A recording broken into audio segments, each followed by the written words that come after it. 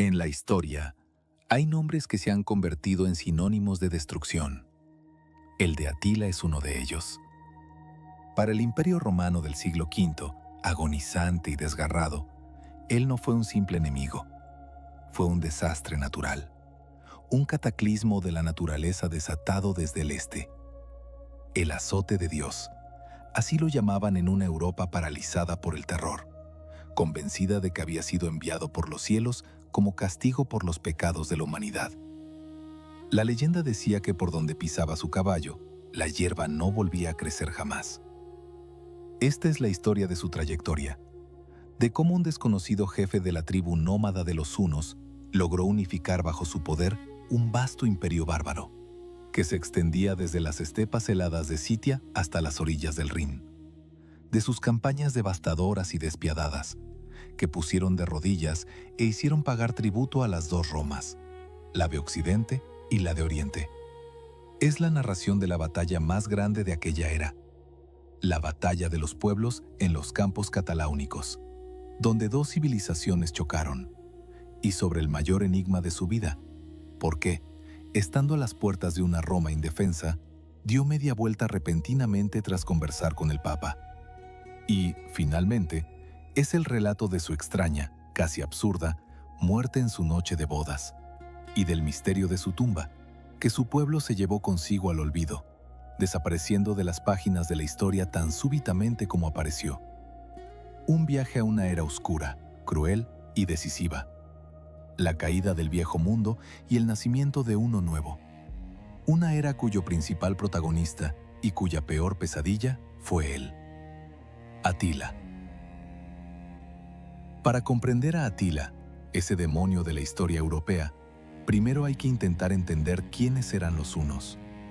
Para los civilizados y refinados romanos, eran un enigma absoluto, una pesadilla primordial venida de la nada. Aparecieron en las fronteras del Imperio Romano en la segunda mitad del siglo IV, como una horda salida del mismísimo infierno. Eran un pueblo nómada, de lengua túrquica y origen centroasiático, cuya repentina e imparable migración hacia el oeste desencadenó una reacción en cadena que los historiadores llamarían la Gran Migración de los Pueblos. Fueron precisamente los hunos quienes, con su presión, desplazaron de sus asentamientos a las tribus germánicas de los godos, vándalos y alanos, lanzándolos contra las fronteras y, en última instancia, hacia la destrucción del Imperio Romano de Occidente.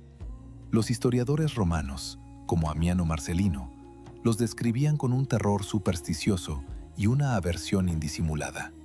Escribían que los hunos nacían, vivían, comían, dormían y morían sobre la silla de montar, literalmente fusionados con sus caballos pequeños, feos pero increíblemente resistentes. No construían casas, considerándolas tumbas. No araban la tierra, despreciando el trabajo del agricultor. Su único hogar era un carro cubierto de fieltro, su única riqueza, innumerables rebaños de ganado. Los describían como hombres de baja estatura, fornidos, de piernas arqueadas, con pómulos anchos y planos, ojos rasgados y estrechos y una piel oscura, curtida por el viento y el sol. Corrían rumores espeluznantes de que en la infancia los hunos deformaban deliberadamente los cráneos de sus hijos con vendas apretadas para darles un aspecto aún más aterrador e inhumano. Parecen más bestias de dos patas que hombres, concluía con un escalofrío el historiador romano. Eran guerreros natos, insuperables, perfectos. Su arma principal era un gran arco compuesto, pegado con varias capas de madera, cuerno y tendones. Este arco poseía una potencia y un alcance monstruosos. Un jinete huno podía, a galope tendido y girando en la silla, cubrir al enemigo con una nube de flechas con punta de hueso y luego, sin entrar en combate cuerpo a cuerpo, desaparecer en la estepa con la misma brusquedad. Su táctica era la de una manada de lobos. Un ataque por sorpresa, un torbellino de flechas, una retirada fingida que atraía a la pesada infantería romana a una trampa, y luego, un golpe devastador en los flancos y la retaguardia. Para las legiones romanas, acostumbradas a una batalla regular y honesta en formación cerrada, esta táctica esquiva e irregular era una auténtica pesadilla. Fue en este pueblo, en este caldero hirviente de vida nómada, donde solo se valoraba la fuerza, la lealtad al clan y la suerte en la guerra, donde nació Atila, alrededor del año 406. No sabemos casi nada de su infancia y juventud. Los hunos no tenían escritura, y toda su historia, todas sus leyes, se transmitían oralmente en forma de cantos heroicos y sagas. Sabemos que su padre fue Munsuk, uno de los jefes de la Confederación Tribal Una, perteneciente al linaje gobernante, real. Pero murió prematuramente, y el joven Atila, junto con su hermano mayor Bleda, fue criado en la corte de su poderoso tío, Ruga, o Rúa. Ruga fue un gobernante astuto, previsor y pragmático. Fue el primero de los líderes hunos en comprender que el vasto imperio romano, desgarrado por contradicciones internas, no era tanto una fortaleza inexpugnable como una vaca lechera. No intentó conquistarlo. Prefirió lanzar incursiones de saqueo devastadoras en sus provincias fronterizas del Danubio y luego, tras demostrar su fuerza, exigir al aterrorizado emperador de Constantinopla un enorme tributo anual a cambio de la paz. Era, en esencia, una extorsión a nivel estatal y funcionaba a la perfección. El joven Atila creció observando esta política cínica, pero increíblemente eficaz. No solo aprendió el arte de la guerra, la equitación, el tiro con arco, el manejo de la espada y el lazo. También aprendió el arte de la diplomacia, el arte de la intriga y, sobre todo, el arte de gobernar a esa enorme y heterogénea horda compuesta por docenas de tribus diferentes. Como era costumbre en la época para los hijos de la nobleza, es posible que pasara algún tiempo en la corte romana como rehén de honor. Allí, en Rávena o Constantinopla, pudo ver con sus propios ojos el increíble lujo, el poderío militar y, lo más importante, la debilidad interna, la corrupción y las intrigas políticas de su futuro principal enemigo. En el 434, su tío Ruga muere durante una campaña. El poder sobre la gigantesca Confederación Tribal Una pasa a sus dos sobrinos, Atila y su hermano mayor, Bleda. Gobiernan conjuntamente, dividiendo la horda en dos partes. Los primeros años de su reinado son una continuación exacta de la política de su tío.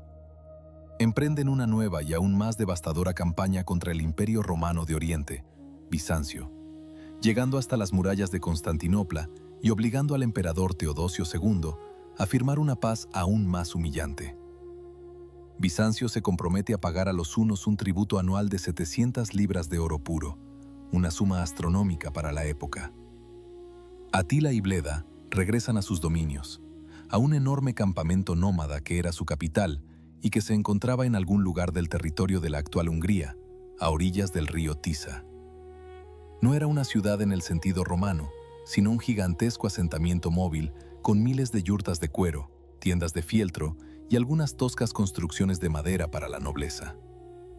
El gobierno conjunto de los dos hermanos duró unos 10 años. Eran diferentes. Bleda, según los testimonios, era más propenso a los placeres, los banquetes y la caza. Atila, en cambio, era una asceta. Comía en vajilla de madera sencilla, vestía ropa modesta y estaba completamente absorto en pensamientos de poder y guerra. La ambición de Atila era demasiado grande para compartir el poder con nadie, ni siquiera con su propio hermano. Quería ser el único gobernante absoluto. Alrededor del 445, durante una cacería real, su hermano Bleda muere misteriosamente. La mayoría de los historiadores, tanto antiguos como modernos, coinciden en que no fue un accidente. Fue un asesinato a sangre fría, cuidadosamente planeado y organizado por Atila. A partir de este momento, se convierte en el gobernante único, absoluto e indiscutible de todos los hunos.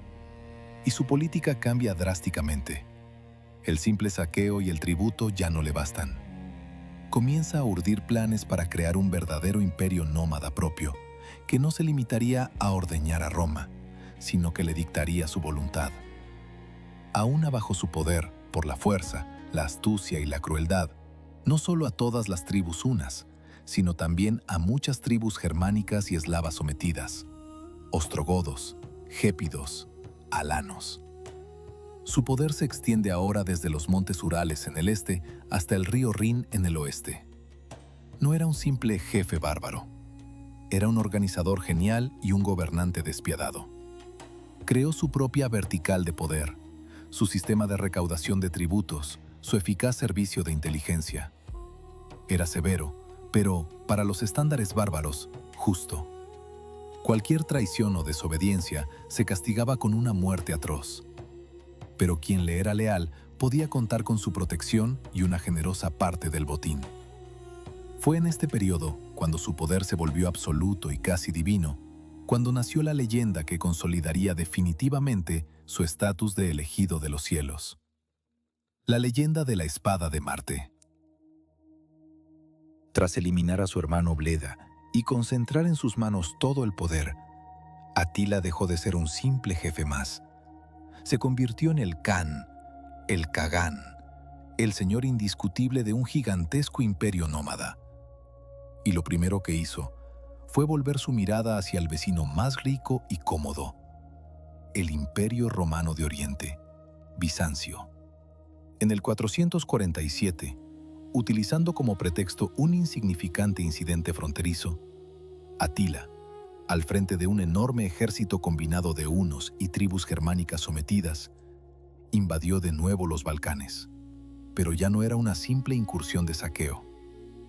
Fue una invasión a gran escala, metódica y devastadora. La horda huna arrasó las provincias de Iliria, Tracia y Mesia como un tornado de fuego. No se limitaron a saquear, destruyeron. Más de 70 ciudades fueron tomadas al asalto, saqueadas e incendiadas hasta los cimientos. Los historiadores romanos describían con horror cómo los hunos masacraban a toda la población, sin perdonar a mujeres ni a niños, y cómo se llevaban a miles de cautivos como esclavos. Los caminos estaban sembrados de cadáveres y los campos pisoteados. El ejército bizantino que salió a su encuentro fue aniquilado varias veces en batallas campales. La táctica de la caballería huna, la retirada fingida y el repentino ataque por los flancos, resultó una y otra vez mortal para la pesada y torpe infantería romana. Finalmente, el ejército de Atila llegó a las murallas de Constantinopla, la capital del Imperio Romano de Oriente, protegida por sus famosas e inexpugnables murallas triples de Teodosio. Fue lo único que resistió. Atila, sin maquinaria de asedio y sin ganas de enzarzarse en un largo sitio, no intentó asaltar la ciudad. No lo necesitaba. El emperador Teodosio II estaba aterrorizado. Envió embajadores a Atila suplicando la paz. Las negociaciones fueron humillantes para los romanos.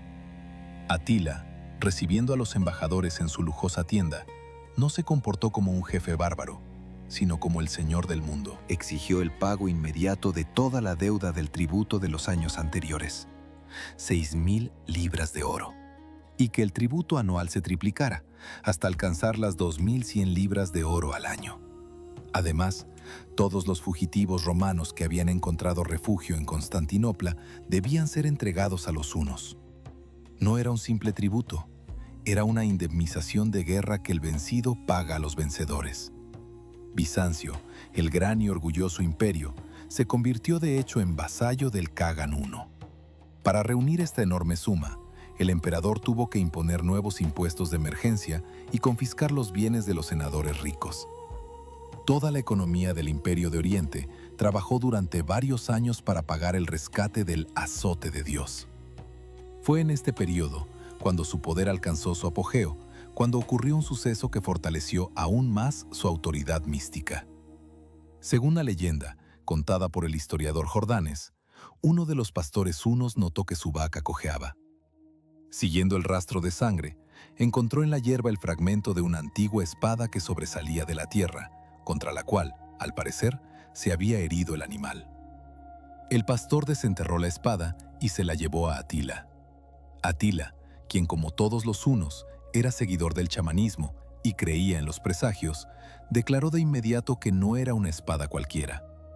Era la legendaria espada de Marte, o del dios escita de la guerra, que se consideraba perdida desde hacía muchos siglos. La posesión de esta espada, según una antigua creencia, otorgaba a su dueño el poder sobre todo el mundo y garantizaba la victoria en todas las guerras. Este hallazgo, ya fuera casual o hábilmente orquestado, causó una enorme impresión en todo su ejército multirracial. Ahora Atila no era solo el jefe más fuerte y afortunado.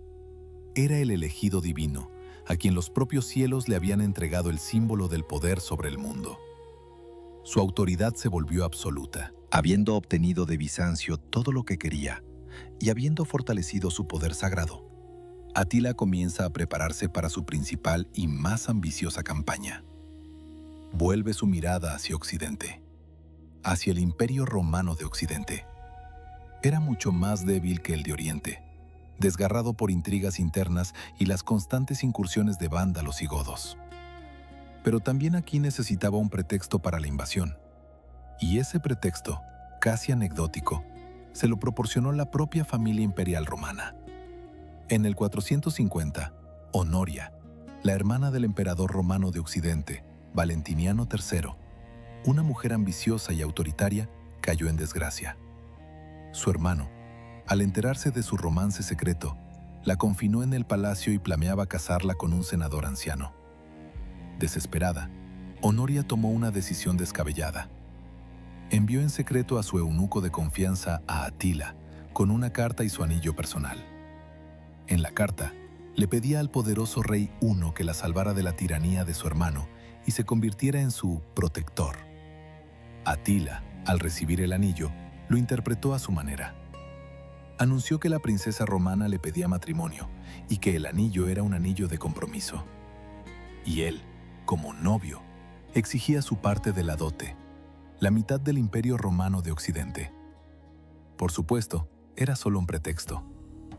Un pretexto burlón, humillante, bárbaro, pero formal. El emperador romano, naturalmente, rechazó horrorizado estas exigencias. Y Atila obtuvo lo que quería, un motivo para la guerra. En la primavera del 451, al frente de un ejército gigantesco de 500.000 de hombres, según algunos cronistas, aunque los historiadores modernos consideran esta cifra muy exagerada, compuesto por hunos, godos, francos, burgundios y docenas de otras tribus, el azote de Dios cruzó el río Rin e invadió la Galia. Comenzaba la campaña militar más grande y terrible de su vida. La invasión de Atila a la Galia, en la primavera del 451, fue como un diluvio que todo lo consumía, un castigo bíblico. Su enorme horda multiétnica, compuesta no solo por jinetes hunos, sino también por decenas de tribus germánicas y eslavas sometidas, avanzó por las prósperas provincias romanas, dejando tras de sí solo cenizas, muerte y lamentos. Ciudades como Metz, Treveris, Colonia, Reims, Arras, todas fueron tomadas al asalto, saqueadas hasta los cimientos e incendiadas. Los habitantes que no lograron huir a los bosques fueron masacrados sin piedad o llevados como esclavos para convertirse en mercancía viva en el vasto imperio nómada de Atila. Parecía que nada en este mundo podía detener a esta implacable máquina de destrucción, guiada por la voluntad de un solo hombre. Atila conducía a su ejército hacia la estratégicamente importante ciudad de Orleans. La captura de Orleans, situada en el río Loira, le abriría un camino directo hacia el sur, hacia las ricas y aún no saqueadas tierras de Aquitania y el reino visigodo. Pero esta vez, el Imperio Romano de Occidente, al borde de su desaparición histórica, encontró la fuerza para resistir. Y al frente de esta desesperada resistencia, se puso un hombre que con justicia puede ser llamado el último gran romano, el comandante en jefe de todas las tropas imperiales, el patricio Flavio Aecio. Aecio era una figura única, casi mítica de su tiempo. Él, al igual que Atila, había pasado su juventud como rehén de honor en la corte de los hunos. Conocía personalmente a Atila desde que era un niño. Hablaba su idioma, entendía su táctica, su forma de pensar, sus fortalezas y debilidades. No era un simple enemigo, era su reflejo en el espejo. Un político y guerrero igualmente astuto, cruel, sin escrúpulos y genial. Comprendiendo que con la sola fuerza de las legiones romanas, debilitadas desde hacía tiempo, poco numerosas y desmoralizadas, nunca podría detener la avalancha una, Aecio hizo lo que parecía imposible. Se dirigió a los visigodos, una poderosa tribu germánica que apenas 40 años antes había saqueado la mismísima Roma y que ahora poseía un reino extenso y casi independiente en el sur de la Galia. Él, un romano, iba a pedir ayuda a los bárbaros, sus antiguos y acérrimos enemigos. El rey de los visigodos, el anciano pero aún poderoso y respetado Teodorico, al principio se negó con desdén. «¿Qué nos importan los problemas de Roma?», dijo. «Que resuelvan sus propios asuntos. Nosotros solo defenderemos nuestras tierras». Pero Aecio era un diplomático genial. No apeló a la amistad, apeló al instinto de supervivencia. Convenció a Teodorico de que Atila no era un conquistador más. Era el azote de Dios, una plaga, una amenaza para todos, que después de destruir a los romanos, inevitablemente vendría a por los godos, los francos y los burgundios. «Si os quedáis al margen», dijo Aecio, «pereceréis en la esclavitud, uno por uno. Pero si lucháis junto a nosotros, podréis morir, pero con gloria y libertad, defendiendo a vuestras familias y vuestras tierras». El argumento funcionó. Teodorico, a regañadientes, aceptó. Y al pequeño ejército de Aecio se unió el enorme y excelentemente armado ejército visigodo. Luego, al ver esta alianza, se les unieron otras tribus germánicas, francos, burgundios, alanos, todos aquellos que temían de pánico a los hunos y a su despiadado señor. Por primera vez en muchos años, ante una amenaza común, mortal y apocalíptica, viejos e irreconciliables enemigos se unieron. Al enterarse de la aproximación de este enorme ejército combinado, Atila levantó el asedio ya iniciado de Orleans y se retiró hacia el este para librar una batalla decisiva y campal en un terreno favorable para su innumerable caballería. Los dos ejércitos más grandes de la época se encontraron a mediados del verano del 451 en una vasta y seca llanura conocida como los Campos Cataláunicos, cerca de la actual ciudad de Troyes, en Francia.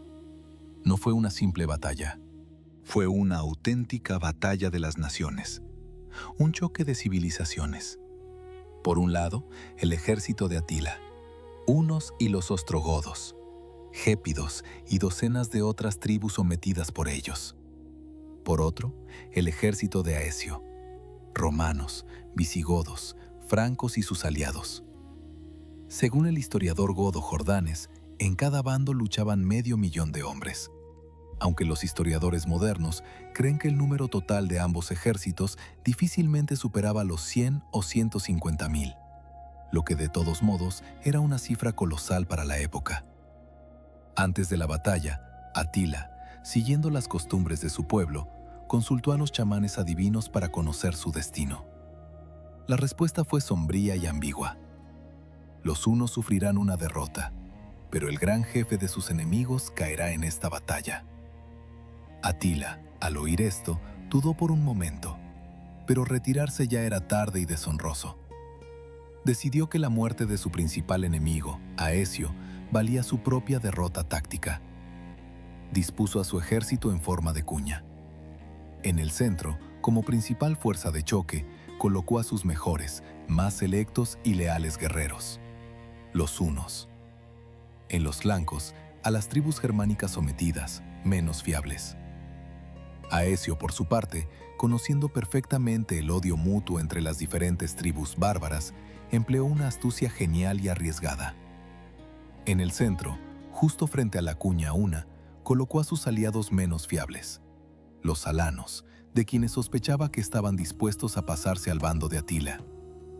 Pero los rodeó por los flancos con sus propias y fiables legiones romanas, y sobre todo, con la poderosa y pesada caballería de los visigodos.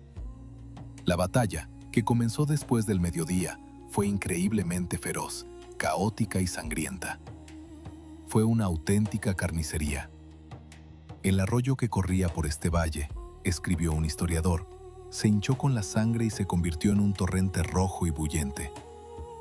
El centro de Aecio, como él esperaba, fue aplastado por el primer y furioso embate de la caballería una. Los alanos, incapaces de resistir el ataque, vacilaron y huyeron. Pero esto era parte del plan. Los hunos, absortos en la persecución, se separaron de sus flancos germánicos. Y en ese preciso momento, las legiones romanas y, sobre todo, la aplastante y pesada caballería visigoda los golpearon por ambos flancos. En uno de estos furiosos ataques, luchando en primera línea, murió el viejo rey de los visigodos, Teodorico. Cayó de su caballo y fue pisoteado por los cascos de su propia caballería que cardaba. Pero su hijo, Turismundo, al ver la muerte de su padre, no vaciló. Con un grito de rabia, lideró a sus guerreros en un ataque aún más feroz para vengar al rey. Al anochecer, el ejército de Atila fue rechazado, dispersado y empujado de vuelta a su campamento, fortificado a toda prisa con un círculo de carros. Los hunos, habiendo desmontado, se defendían desesperadamente desde detrás de esta improvisada muralla, cubriendo a los romanos y godos con nubes de flechas. El propio Atila, comprendiendo que la derrota estaba cerca, ordenó amontonar en el centro del campamento una enorme pira funeraria con sillas de montar de madera, para arrojarse al fuego si los enemigos irrumpían, pero bajo ningún concepto caer prisionero vivo. La noche interrumpió la batalla, y a la mañana siguiente ocurrió algo extraño, inexplicable. Aecio, el vencedor, no remató al enemigo rodeado y debilitado. Permitió que Atila y los restos de su ejército destrozado se retiraran sin ser molestados. ¿Por qué? Fue la última, la más sutil y cínica astucia del último romano. Aecio comprendía perfectamente que una derrota total y definitiva de los hunos fortalecería increíblemente a sus actuales aliados, los visigodos, quienes, sintiendo su fuerza, podrían convertirse para Roma en una amenaza aún mayor que el propio Atila. Necesitaba un equilibrio de poder. Necesitaba a un Atila debilitado, humillado, pero aún existente, como un espantapájaros eterno para los demás bárbaros. La batalla de los campos cataláunicos terminó formalmente en un empate. Pero estratégicamente fue una derrota aplastante para Atila. Su mito de invencibilidad fue destruido. Sufrió pérdidas enormes e irreemplazables. Y se vio obligado a retirarse de la Galia con deshonor. Pero el azote de Dios aún no estaba quebrado. Solo se había agazapado, como una bestia herida, para al año siguiente, reuniendo nuevas fuerzas, asestar su último, más terrible y más pérfido golpe, contra la mismísima e indefensa Italia. La derrota en los campos cataláunicos fue para Atila un golpe terrible y humillante, pero no quebró su voluntad. Al contrario, solo avivó en él una furia fría y calculadora. Al regresar a sus estepas de Panonia, pasó el invierno lamiéndose las heridas, reuniendo nuevas tropas de las tribus sometidas y preparándose para la venganza. Ya no confiaba en las alianzas. Comprendió que Occidente no podía ser conquistado con astucia, sino solo con un terror total y avasallador. Y en la primavera siguiente, del año 452, se abalanzó sobre Italia. Esta vez estaba preparado. Había aprendido de todos sus errores pasados. No dispersó sus fuerzas en una larga campaña por toda la Galia. Asestó un único golpe, directo y demoledor, en el corazón mismo del imperio. Su horda, tras cruzar los nevados Alpes julianos, invadió el norte de Italia, una de las provincias más ricas y prósperas de todo el mundo romano. La primera en su camino fue Aquilea, una ciudad enorme, populosa y magníficamente fortificada, a la que llamaban la Segunda Roma. Aquilea ofreció una resistencia desesperada y heroica. El asedio se prolongó durante 3 largos y agónicos meses. Los hunos, jinetes natos, no acostumbrados a los asedios largos y metódicos, comenzaron a murmurar. La moral en su heterogéneo ejército decaía. Parecía que toda la campaña se estancaría desde el principio, a las puertas de esta ciudad inexpugnable. Y aquí, según la leyenda, ocurrió otro presagio, que Atila, un psicólogo genial, utilizó de inmediato. Un día, mientras rodeaba las murallas, observó cómo las cigüeñas blancas, que durante siglos habían anidado en los tejados de Aquilea, comenzaban a abandonar sus nidos en pánico, llevándose consigo a sus polluelos aún sin plumas. «¡Mirad!», exclamó estruendosamente a sus guerreros, señalando al cielo. Estas aves proféticas, presintiendo el futuro, abandonan la ciudad condenada. Huyen porque saben que caerá. Incluso los animales entienden lo que vosotros dudáis. Este simple detalle, esta imagen vívida, inspiró increíblemente a sus supersticiosos guerreros. Vieron en ello una señal divina, y con una furia nueva, redoblada, casi demencial, se lanzaron a otro asalto. Y la ciudad cayó. La venganza de Atila fue terrible, ejemplar. Ordenó no solo saquear, sino borrar Aquilea de la faz de la tierra. La ciudad fue metódica y completamente destruida e incendiada. Y la tierra sobre la que se alzaba fue arada y, según la leyenda, sembrada de sal. Casi todos los habitantes que no lograron huir fueron masacrados, sin perdonar a mujeres ni a niños. Fueron precisamente los pocos refugiados supervivientes de Aquilea y de otras ciudades arrasadas por los hunos, quienes, buscando refugio en las islas pantanosas y sin valor de la laguna del Adriático, sentaron, según la leyenda, las bases de la futura, grande y hermosa ciudad de Venecia. Tras la caída y la destrucción total de Aquilea, un terror glacial se apoderó de todo el norte de Italia. Ciudades como Milán, Pavía, Verona y Padua, al ver el destino de su vecina, abrieron sus puertas sin luchar, comprando la piedad del azote de Dios con todo su oro y todos sus tesoros. Aecio, el salvador de la Galia, esta vez fue impotente. Simplemente no tenía suficientes tropas para enfrentarse a Atila en campo abierto. El Imperio Romano de Occidente agonizaba, y su general solo podía observar impotente cómo el enemigo desgarraba su cuerpo. Tras devastar y saquear el norte de Italia, Atila se dirigió hacia el sur, por el camino directo, hacia su principal y simbólico objetivo, hacia Roma. La ciudad eterna estaba en pánico. El emperador Valentiniano III, uno de los más insignificantes y cobardes de la historia, huyó de Roma y se refugió en su bien fortificada capital, Rávena. No había un ejército capaz de defender la ciudad. Las murallas de Roma, las famosas murallas aurelianas, eran fuertes, pero sin legiones que las defendieran, eran inútiles. La ciudad estaba condenada. Todos esperaban que se repitiera la historia de 400 años atrás, cuando Roma fue saqueada e incendiada por los galos. O la de 40 años antes, cuando fue saqueada por los visigodos de Alarico. Y en ese momento de desesperación total, cuando parecía que ya nada podía salvar la ciudad, ocurre uno de los sucesos más misteriosos, inexplicables y debatidos de la historia. Desde Roma, sale al encuentro de Atila no un ejército con armaduras relucientes, sino una modesta y pacífica embajada. No la encabeza un general, sino un anciano con sencillas vestiduras blancas. El Papa León I, más tarde llamado el Magno. Su encuentro tuvo lugar a orillas del río Mincio, cerca de la ciudad de Mantua. Imaginen esta escena increíble, casi cinematográfica, que más tarde sería inmortalizada en los frescos de Rafael y otros grandes artistas. Por un lado, la enorme, salvaje y pagana horda de los hunos, miles de jinetes cubiertos de polvo y sangre, y en el centro, su feroz rey, de baja estatura, hombros anchos, con ojos ardientes y hundidos, rodeado de sus jefes. Por otro, un grupo pequeño, casi indefenso, de sacerdotes y senadores desarmados, y a la cabeza de ellos, el anciano pero lleno de una dignidad y una calma sobrenaturales, líder de toda la cristiandad. Lo que hablaron quedó para siempre en secreto.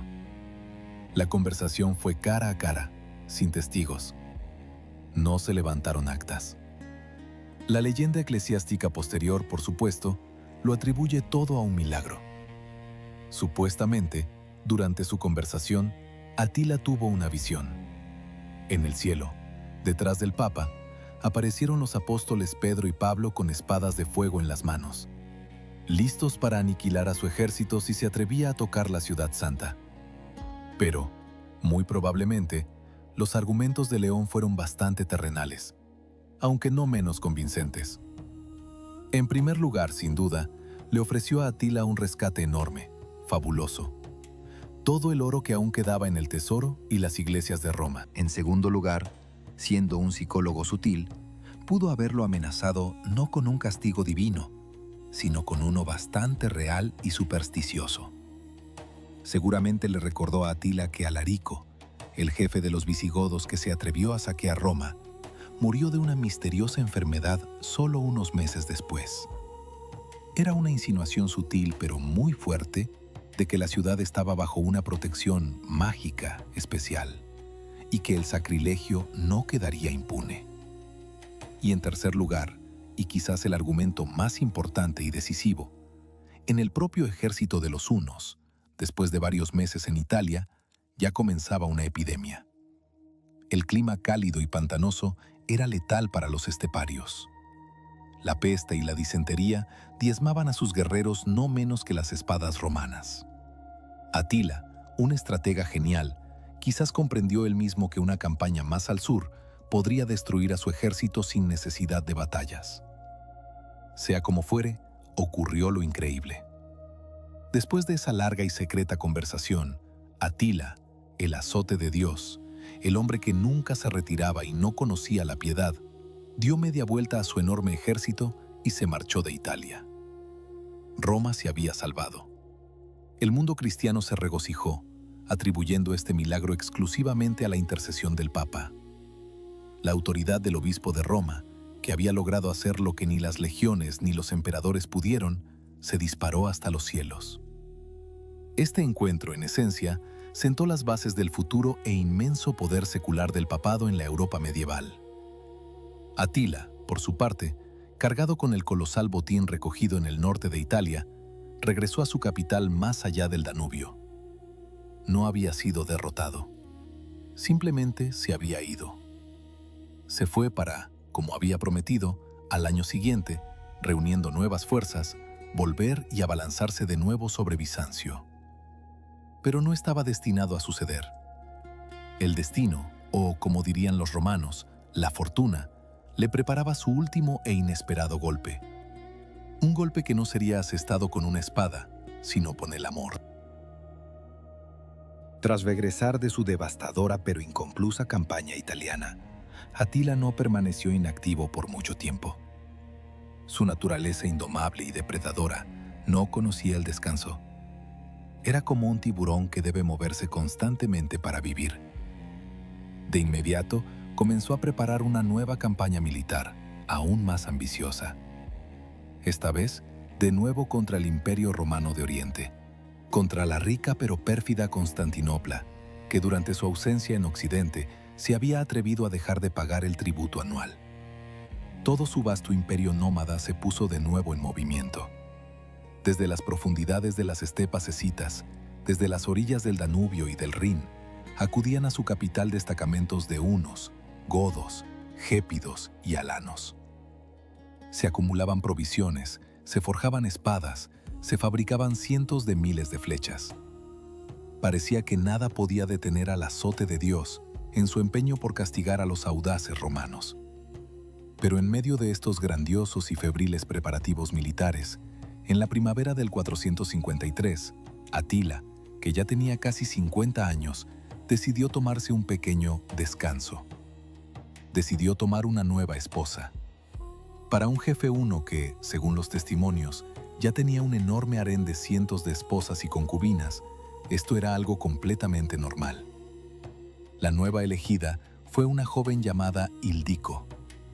Los historiadores todavía debaten acaloradamente sobre su origen, lo que se convirtió en una de las razones del nacimiento de la leyenda negra en torno a esta boda. Según una versión, era hija de uno de los reyes germánicos subordinados a él, posiblemente Goda o Burgundia, y el matrimonio era una pura alianza política. Según otra versión, más romántica y trágica, era una cautiva, capturada durante una de sus campañas, y fue forzada a casarse. Sea como fuere, se fijó la boda. Y, como todo lo que hacía Atila, se celebró con una pompa desenfrenada, bárbara y exuberante. En su enorme residencia de madera, la capital del Imperio Huno, se organizó un banquete grandioso que duró varios días. De todos los rincones de su inmenso dominio acudieron los jefes de todas las tribus sometidas, sus leales generales, los Noyans y los ancianos de barba cana. Imaginen la escena, descrita por el embajador romano Prisco, uno de los pocos europeos que vio la corte de Atila con sus propios ojos. Un salón de madera enorme y toscamente construido, iluminado por cientos de antorchas humeantes y cuencos de grasa ardiente.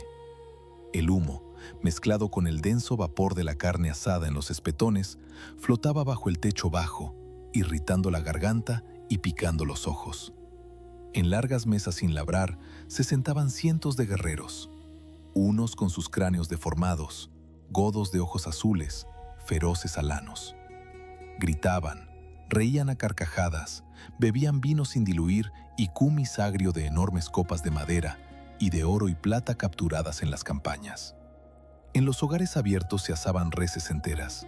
Los bardos, rasgando las cuerdas de arpas primitivas, cantaban con voces roncas y guturales interminables cantos heroicos sobre las hazañas de sus antepasados, sobre batallas y sobre la gloria.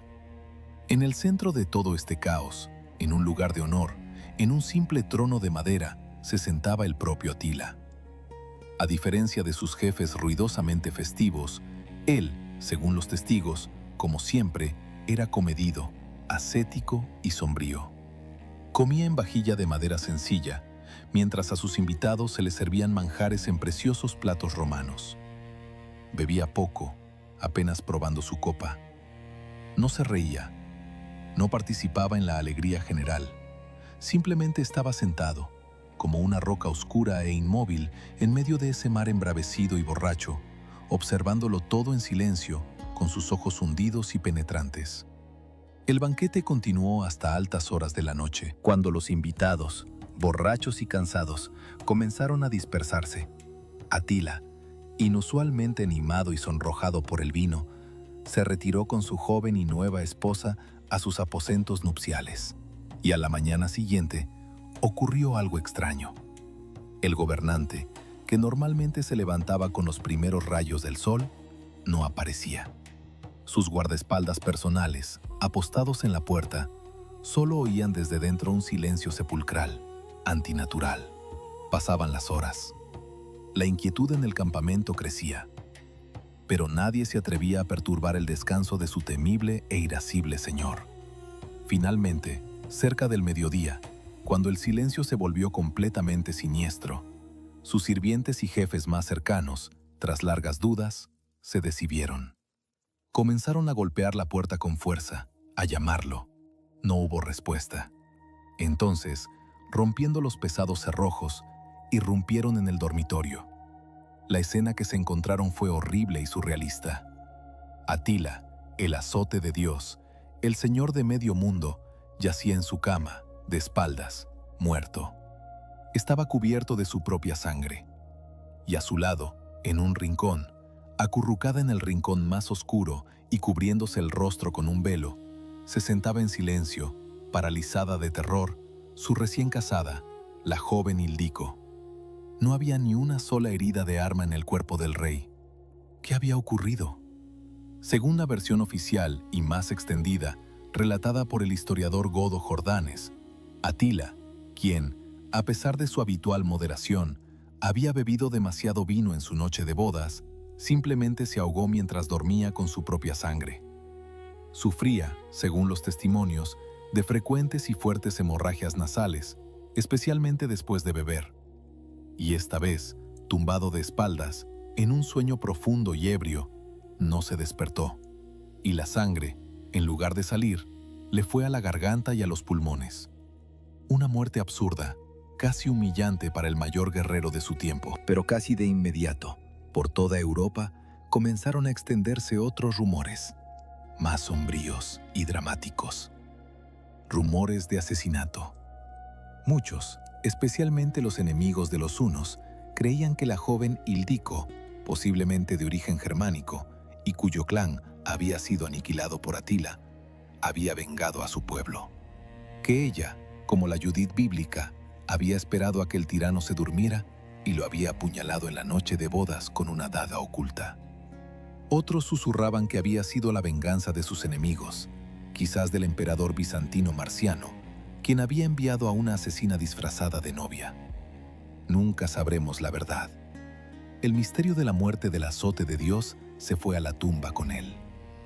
El funeral de Atila fue tan grandioso, cruel y espeluznante como su vida. Su cuerpo fue colocado en una lujosa tienda de seda en medio de la estepa. Y los mejores y más selectos jinetes hunos, la flor y nata de la nación, día y noche, sin parar, galoparon en un círculo frenético a su alrededor, entonando cantos fúnebres. En ellos lloraban no solo a un jefe, sino al más grande de los reyes, que gobernó pueblos y poseyó el mundo como nadie antes que él. Los guerreros, en señal de un dolor ilimitado, se cortaron sus largas cabelleras y se hicieron profundas heridas en el rostro con cuchillos, para que el más grande de los guerreros fuera llorado no con vergonzosas lágrimas de mujer, sino con sangre de hombre. Luego, según la leyenda, fue enterrado en un triple ataúd. El primero, exterior, de hierro, simbolizando sus victorias sobre los hombres y su indestructible ejército. El segundo, intermedio, de plata, simbolizando las incalculables riquezas que había arrebatado a Roma y Constantinopla. Y el tercero, interior, de oro puro, simbolizando su poder ilimitado, casi divino. El lugar de su tumba fue declarado el mayor de los secretos. Se dice que, para cavarla, los hunos desviaron el curso de un río por una noche. Enterraron a su rey, junto con parte de sus tesoros y armas, en el lecho seco, y luego devolvieron el río a su cauce, para que el agua ocultara para siempre su tumba.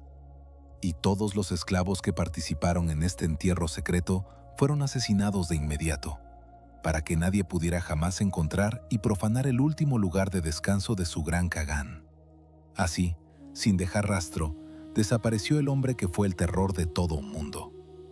Y su muerte fue el principio del fin para su efímero imperio, construido sobre el miedo y la sangre. La muerte de Atila en el 453 no fue simplemente la pérdida de un gran líder. Fue un golpe mortal que destruyó el fundamento mismo, la columna vertebral sobre la que se sostenía su gigantesco, heterogéneo y frágil imperio.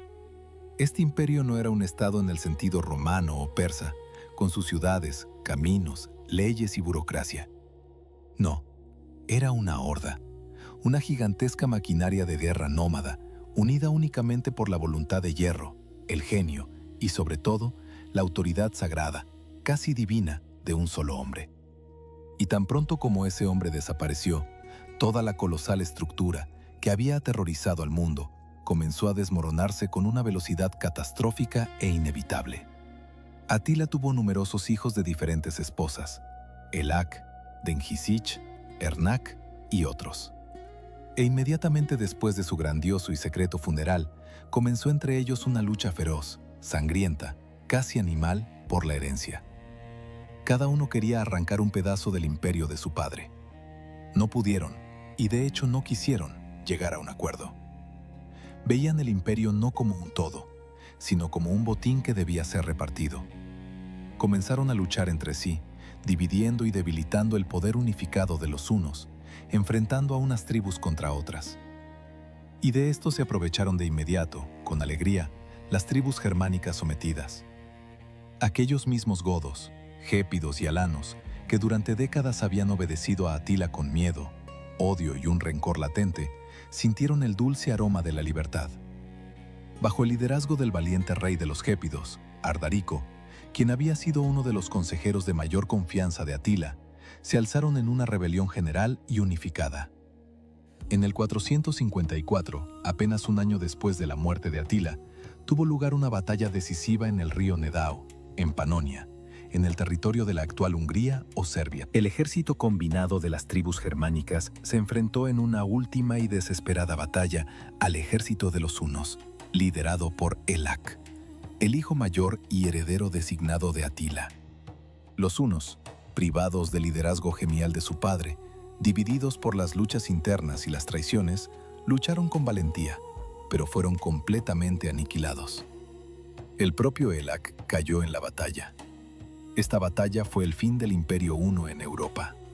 La Gran Horda, que durante casi un siglo había sido la pesadilla del mundo civilizado, se desintegró. Una parte de los hunos, liderada por otros hijos de Atila, intentó retirarse hacia el este, a las estepas del Mar Negro, su tierra ancestral. Pero tampoco allí encontraron paz. Debilitados y sin líder, fueron atacados por otras nuevas y emergentes tribus nómadas. Otra parte, la mayor, simplemente se disolvió. Se mezclaron con los pueblos germánicos y eslavos que una vez habían sometido, adoptando sus lenguas, sus costumbres, sus nombres. Apenas unas décadas después de la muerte de Atila, los hunos como pueblo unificado y poderoso simplemente desaparecieron de las páginas de la historia. Tan súbitamente, tan enigmática y misteriosamente como habían aparecido. No dejaron tras de sí ni ciudades, ni libros, ni leyes, ni siquiera una cultura arqueológica propia y reconocible. Solo miles de túmulos anónimos en las estepas, tierra quemada y un recuerdo sangriento, terrible, casi mítico en las leyendas y crónicas de los pueblos que sometieron. Su desaparición es uno de los mayores enigmas de la historia mundial. ¿Qué fue de ellos? ¿Se disolvieron sin dejar rastro? ¿Regresaron a las lejanas y desconocidas estepas de Asia Central? No lo sabemos. Se fueron, dejando tras de sí un enorme vacío político que de inmediato comenzaron a llenar con avidez los nuevos reinos bárbaros, construidos sobre las humeantes ruinas del Imperio Romano de Occidente. Entonces, ¿cuál es el legado de Atila? A primera vista, parece exclusiva y absolutamente destructivo. El azote de Dios, el martillo del mundo. No construyó, destruyó. No creó, saqueó. Fue una fuerza de puro y primordial caos. Pero si miramos la historia a vista de pájaro, su papel resulta ser mucho más complejo y paradójico. Fueron Atila y sus hunos quienes, sin quererlo, se convirtieron en los parteros de la nueva Europa medieval, que nacía entre dolores. Fue su imparable invasión la que finalmente remató al agonizante y desmoronado Imperio Romano de Occidente, despejando el camino para los nuevos y más jóvenes y viables reinos germánicos. Los francos en la Galia, los visigodos en Hispania, los anglosajones en Britania, de los cuales a la larga surgirían las naciones europeas modernas. Fue su amenaza común y mortal la que obligó a viejos e irreconciliables enemigos, romanos y godos, a olvidar su odio secular y a unirse en la batalla de los campos cataláunicos, creando el primer prototipo en la historia de las futuras coaliciones militares paneuropeas. Y fue su marcha sobre Roma y su misterioso, casi místico, encuentro con el Papa León, lo que elevó increíblemente, hasta los cielos, la autoridad de la Iglesia Católica.